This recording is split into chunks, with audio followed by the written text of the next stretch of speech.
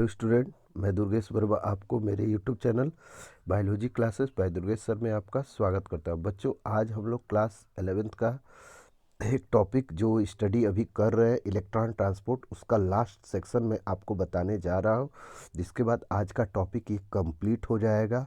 देखिए, इस कंसेप्ट में आपको यही बताया जा रहा है कि जैसे आप लोगों ने स्टडी किया होगा फोटो फास्फोराइलेशन। आपको याद होगा मैंने आपको फोटो फास्फोराइलेशन बताया है।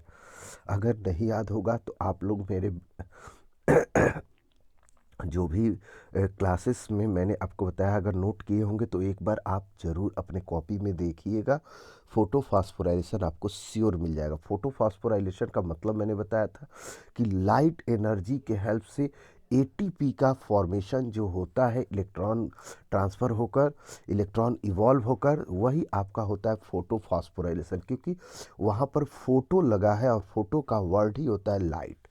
तो लाइट के प्रेजेंस में जो एक्शन होता है वो फोटो फास्फोराइलेशन होता है।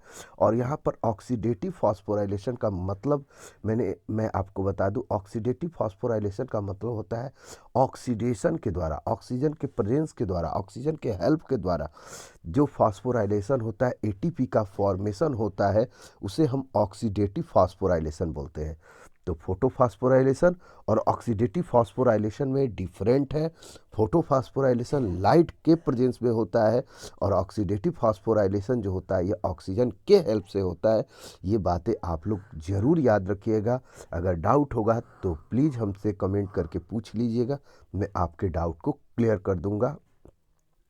चलिए, तो आगे बता रहा है, जो कंसेप्ट यही दे रहा है कि एटीपी की सिंथेसिस की जो प्रोसेस आपने स्टडी किया है, बता रहा है कि आपने एटीपी की जो सिंथेसिस का जो मैकेनिज्म स्टडी किया है, वो मेम्ब्रेन लिंक एटीपी सिंथेसिस को एक्सप्लेन किया गया था बाय कीमो ऑस्मोटिक हाइपोथेसिस। आपको याद होगा, आप लोग को मैंने क्लास में बताया था कीमो ऑस्मोटिक हाइपोथेसिस में क्या था। आपको याद होना चाहिए कि जो क्लोरोप्लास्ट में आपका थैलेक्वाइड था, थैलेक्वाइड की मेम्ब्रेन से जो और स्ट्रोमा जो रीजन था, वहाँ से जो प्रोटॉन जब थैलेक्वाइड के अंदर इंटर कर रहे थे, आपको याद होगा थैलेक्वाइड के अंदर इंटर कर रहे थे, तो प्रोटॉन के कंसंट्रेशन इंक्रीज होने से और प्रोटॉन के फिर थैलेक्वाइड्स के अंदर से बाहर जाने के टाइम एटीपी का सिंथेसिस हो रहा था। जब वो क्रॉस कर रहे थे, आपको याद होगा, ज़रूर याद होना चाहिए, जो आपका एफ वन या ऑक्सीसोम का स्ट्रक्चर जो बना था, आपको याद होगा। और नहीं याद होगा तो इस वीडियो के डायग्राम में आप देख रहे होंगे F0 और F1 जो मैंने आपको बताया था कीमो ऑस्मोटिक टाइम में, तो वहाँ पर आपको याद होगा ज़रूर। मैं आशा करके बता रहा हूँ कि जब मेम्ब्रेन लिंक एटीपी सिंथेसिस हो रहा था, जिसे एक्सप्लेन किया गया था कीमो ऑस्मोटिक हाइपोथेसिस में, आपके अर्लियर चैप्टर का मतलब आप समझ रहे हैं फोटोसिंथेसिस में, तो वहाँ पर यही बताया गया था कि प्रोटॉन का कंसंट्रेशन जब स्ट्रोमा से आपके थैलेक्वाइड के अंदर स्पेस में आता है और फिर वहाँ से बाहर जाता है, तो उस टाइम एटीपी का सिंथेसिस होता है। ठीक ना? As mention earlier, the energy release during electron transport system is utilize in synthesis of ATP with the help of ATP synthetase. वही बातें यहाँ बता रहा है कि अभी आपको तुरंत ही बताया गया कि एटीपी का जो सिंथेसिस होता है इलेक्ट्रॉन ट्रांसपोर्ट में चेन के द्वारा, वो एनर्जी रिलीज होता है ड्यूरिंग इलेक्ट्रॉन ट्रांसपोर्ट सिस्टम के द्वारा। उसी का यूटिलाइजेशन करके एटीपी का सिंथेसिस होता है। और किसके हेल्प से होता है? एटीपी सिंथेटेज एंजाइम के हेल्प से। ये आपको याद होगा, एटीपी सिंथेटेज एंजाइम के हेल्प से, जिसे कॉम्प्लेक्स 5 है, याद रखिएगा, ये सभी बातें आपको तैयार रखनी है।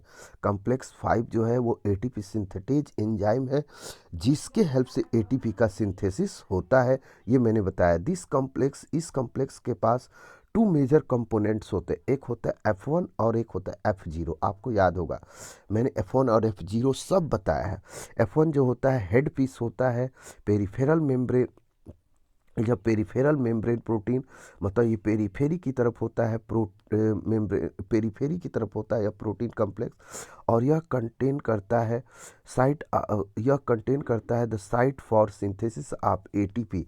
यह साइट प्रोवाइड करता है, यह साइट होता है जहाँ पर एटीपी का सिंथेसिस होता है, किससे? एडीपी और आईपी से। तो याद रखिएगा F1 जो है इसी साइट में एटीपी का सिंथेसिस होता है।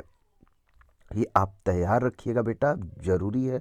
और इनऑर्गेनिक फॉस्फेट और एडीपी के जुड़ने से F0 जो है ये इंटीग्रल प्रोटीन है, मतलब कि यह मेम्ब्रेन में ही जुड़ा हुआ प्रोटीन है, मेम्ब्रेन में ही धंसा हुआ। इंटीग्रल का मतलब होता है मेम्ब्रेन में धंसा हुआ, मेम्ब्रेन में ही प्रेजेंट प्रोटीन कॉम्प्लेक्स होता है, जो एक चैनल बनाता है जिसके थ्रू प्रोटॉन जो होता है, याद करिए प्रोटॉन मतलब हाइड्रोजन, क्रॉस करता है क्रॉस करता है इनर मेम्ब्रेन में। और जब प्रोटॉन पास करता है through channel is coupled with catalytic site, तो ये कैटालिटिक साइट से जुड़ता है। कैटालिटिक साइट का मतलब याद रखिएगा एटीपी सिंथेटेज एंजाइम जो है कैटलिस्ट होता है, क्योंकि एंजाइम कैटलिस्ट का काम करता है। इस साइट से जब वो गुजरता है और यह कैटालिटिक साइट कहाँ पर है, ये एंजाइम कहाँ पर है बेटा?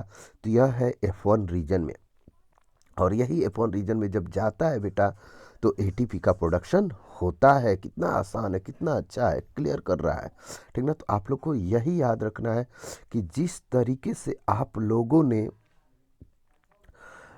फोटोसिंथेसिस में आप लोग को कीमो ऑस्मोटिक हाइपोथेसिस के थ्रू प्रोटॉन के कंसंट्रेशन के चेंजेज और एटीपी का फॉर्मेशन बताया गया है, उसी तरह से यहाँ भी प्रोटॉन के कंसंट्रेशन में जब चेंजेज होते हैं मैट्रिक्स से मेम्ब्रेन को क्रॉस करते हुए, इनर मेम्ब्रेन को क्रॉस करते हुए जब प्रोटॉन क्रॉस करते हैं, तो उसी टाइम जब वो कॉम्प्लेक्स 5 के पास जाते हैं तो कॉम्प्लेक्स 5 के रीजन में आपके दो मेजर कंपोनेंट होते हैं। एक होता है आपका F1 और एक होता है F0। F1 जो होता है यह पेरिफेरल मेम्ब्रेन प्रोटीन होता है जहाँ पर एटीपी सिंथेटेज एंजाइम प्रेजेंट होता है, या एटीपी सिंथेसिस एंजाइम के प्रेजेंट होते हैं। और F0 जो होता है वह इंटीग्रल प्रोटीन होता है। और जैसे इंटीग्रल प्रोटीन से क्रॉस करके इस चैनल से जैसे ही यह हाइड्रोजन क्रॉस करते हुए कैटालिटिक साइट से क्रॉस करता है, तो उस टाइम ही कैटालिटिक साइट पर एटीपी का सिंथेसिस होने लगता है और एटीपी का फॉर्मेशन हो जाता है। यही बातें बताई जा रही है और मैं आशा करता हूँ कि आपको क्लियर हो गया होगा। तो प्रोटॉन का कहाँ से मैट्रिक्स से इनर मेम्ब्रेन स्पेस की तरफ जाना ही हेल्प करता है एटीपी के सिंथेसिस में। ये बातें आप तैयार रखिएगा। मैं आशा करता हूँ कि आपको कंसेप्ट क्लियर हो गया। अगले वीडियो में मैं आपको इसके आगे के कंसेप्ट को बताऊंगा। Okay, thank you.